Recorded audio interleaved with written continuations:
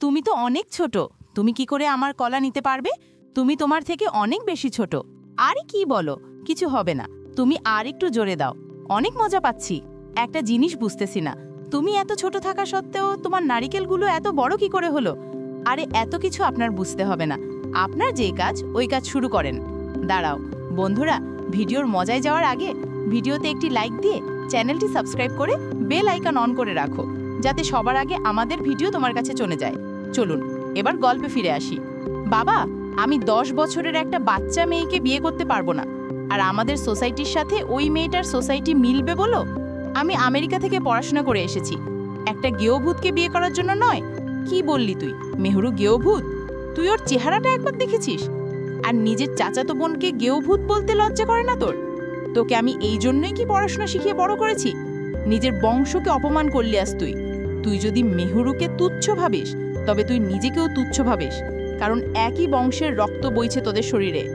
ভুলে যাস না রিশান, শুধু মেহরুর বাবা অর্থাৎ তোর চাচার কারণে তুই আজ এই পর্যায়ে এসেছিস। মানে তুমি কি বলতে চাচ্ছ বাবা?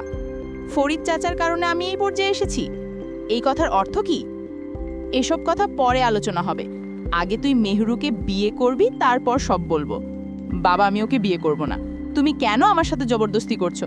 বিয়ে কি খেলা ছাড়া নাকি যে তাই যাকে ইচ্ছা তাকে বিয়ে করব? আমি তোর চাচাকে কথা দিয়েছিলাম মেহরুকে আমি তোর বউ করে আনবো।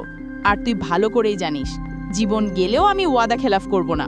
তাই বেশি কথা না বাড়িয়ে বিয়েতে রাজি হয়ে যা।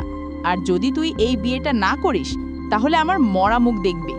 রাহেলা বেগম সবেমাত্র চুলোয় রান্না বসিয়েছেন। স্বামীর মুখে এমন কথা শুনে দৌড়ে এসে রিশানের হাত ধরে বলল, আমার সোনা বাবা, তুই রাজি হয়ে যা। তোর বাবা তোর চাচাকে কথা দিয়েছে। আর মেয়েটা তো দেখতে একেবারে পরীর মতো। তুই ওকে অপছন্দ করে থাকতেই পারবি না রিশান। ঠিক আছে মা, আমি রাজি, কিন্তু আমার একটা শর্ত আছে। বিয়ের পরপরই আমি আবার আমেরিকা চলে যাব। এই বিয়েটা আমি কখনোই মন থেকে মেনে নিতে পারবো না মা। তোমরা শুধু তোমাদের কথাকেই বড় মনে করছো। আর আমি মীরাকে কথা দিয়েছিলাম, সেটা একবারও ভাবলে না? তোমরা এত স্বার্থপর কি করে হলে মা? কথাগুলো বলে রিশান আর এক মুহূর্তও দাঁড়ালো না। বাবা মায়ের সামনে থেকে হনহনিয়ে নিজের রুমে গিয়ে লাগেজ গোছানো শুরু করলো। রাত তখন প্রায় 10টার কাছাকাছি। রিশান তার বাবার কাছে এসে বলল, চলো বিয়ে করতে যাব তোমার সেই 10 বছরের একটা ভাতিজিকে। আমার সব স্বপ্ন মাটি চাপা দিয়ে তোমাদের স্বপ্ন আগে পূরণ করি। তাড়াতাড়ি রেডি হয়ে নিচে নেমে আসো, আমি গাড়ি বের করছি। আফজাল খানের খুশিতে চোখে জল এসে গেল। বেদ, ছেলে বিয়েতে রাজি হয়েছে। কিন্তু এত রাতে কেউ বিয়ে করতে যায় নাকি? আমার ছেলেটার মাথা মনে হয় পাগল হয়ে গেছে। দৌড়ে আবার ছেলের কাছে এসে বলল, রিশান বাবা, আমরা কালকে সকালে যাব। আজকে রাতে তুই মাথা ঠান্ডা করে ঘুমিয়ে পড়। রিশানের রাগটা যেন আরও বেড়ে গেল। দাঁতে দাঁত চেপে বলল, আমি আজকেই যাব বিয়ে করতে। আফজাল খান আর কোনো উপায় না পেয়ে ছেলের সাথে গাড়িতে উঠতে বাধ্য হলো। রাতের গভীর নিস্তব্ধতা চারপাশে ছড়িয়ে আছে। আকাশে ঝুলে থাকা ফ্যাকাশে চাঁদটা মেঘের আড়াল থেকে কখনো উঁকি দেয়, আবার মিলিয়ে যায়। নিস্তরঙ্গ গ্রামের পথ ধরে রিশান ধীরে ধীরে গাড়ি চালাচ্ছে। সামনে হেডলাইটের আলোয় ধুলোগুলো উড়ে ছোট ছোট কুয়াশার মতো ভেসে বেড়াচ্ছে। গাড়ির ইঞ্জিনের মৃদু গর্জন ছাড়া আর কোনো শব্দ নেই। পাশেই বসে আছেন আফজাল খান। আজ যেন তার অন্তরে খুশির জোয়ার বইছে। ভাইয়ের মেয়ের সাথে ছেলের বিয়ে দিতে পারলেই যেন হাফ ছেড়ে বাঁচেন ভদ্রলোকটা। দীর্ঘযাত্রার শেষে ভোর 4টার দিকে এসে তারা পৌঁছল পলাশপুর গ্রামে। রিশান গাড়ি থেকে নামতেই ঠান্ডা বাতাসে ঝাপটা মুখে লাগলো। দূরে আকাশে ভোরের আলো একটু একটু করে ছড়িয়ে পড়ছে। কুয়াশার চাদরে ঢাকা পলাশপুর তখনও আধো অন্ধকারে। সে ধীরে ধীরে এগিয়ে গেল চাচার বাড়ির দিকে, কিন্তু কাছে যেতেই অবাক হয়ে গেল। গ্রামের মাঝখানে দাঁড়িয়ে থাকে সেই বাড়িটা দেখতে যেন এক সময়কার কোনো রাজপ্রাসাদ। বিশাল ফটক, তার উপরে লোহার নকশা করা দরজা, যেটা এখনও রাজকীয় গম্ভীরতায় দাঁড়িয়ে আছে। রিশান এক নাগাড়ে কলিং বেল বাজাচ্ছে, কিন্তু কেউ দরজা খুলছে না। আফজাল খান রিশানের কাছে এসে হাতটা ধরে বলল, এতবার কেউ কলিং বেল বাজায় নাকি? রিশান তার বাবার কথায় কোনো কর্ণপাত না করে আবার কলিং বেল বাজাতে শুরু করলো।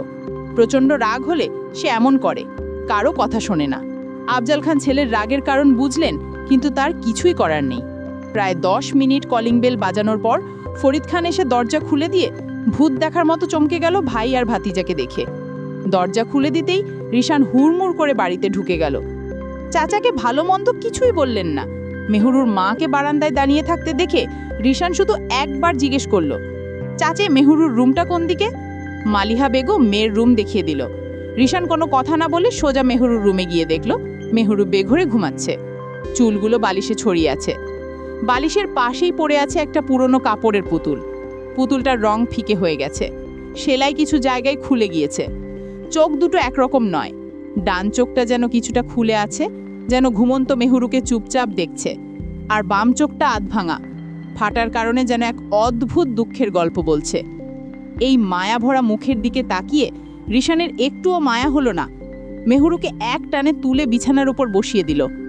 ছোট্ট মেয়েটি কিছু বুঝে ওঠার আগেই রিশানের শক্তপোক্ত হাত দিয়ে মেয়েটির বাহু চেপে ধরে বলল, বিয়ের জন্য প্রস্তুত হয়ে যাও, আমি তোমাকে বিয়ে করতে এসেছি।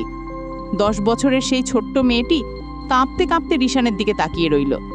তার চোখে ভর করেছে অজানা ভয় আর করুণার মিশ্রণ। চোখের দৃষ্টিই বলে দিচ্ছিল তার ভেতরে ছোট্ট হৃদয়ের নিঃশব্দ আর্তনাদ। চাচা, কাজী সাহেবকে ডাকুন। মেহরুর মা বাবা কিছু বুঝতে পারছে না কি হচ্ছে। আফজাল খান রিশানের কাঁধে হাত রেখে বললেন, বাবা রিশান, তুই একটু ধৈর্য ধর, আমি সব ব্যবস্থা করছি। এই বলে মেহরুর বাবাকে সাথে নিয়ে বেরিয়ে গেলেন আফজাল খান। রিশান মেহরুর দিকে এগিয়ে গিয়ে বলল, এই মেয়ে, তুমি কোন ক্লাসে পড়ো? কাঁপা কাঁপা গলায় মেহরু বলল, আমি 5ম শ্রেণীতে পড়ি। বিয়ে মানে বোঝো? মেহরু এবার হেসে হাসতে বলল, হ্যাঁ, কালকেই তো আমার পুতুলের সাথে রিক্তার পুতুলের বিয়ে দিয়ে দিলাম। কিন্তু আপনি কে? আর আপনি আমার বড় আব্বুর সাথে কেন আসছেন? আমি তোমার হবু বর।